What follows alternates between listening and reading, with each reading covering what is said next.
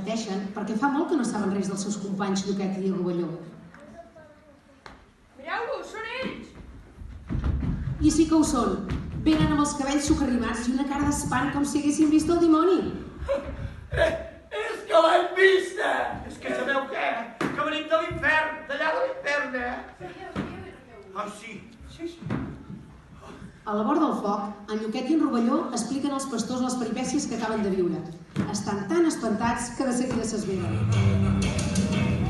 Som barruers, uns matossers, el que toquem es fa malbé. Quan ens veieu ja no sabeu si sou vius o morts potser.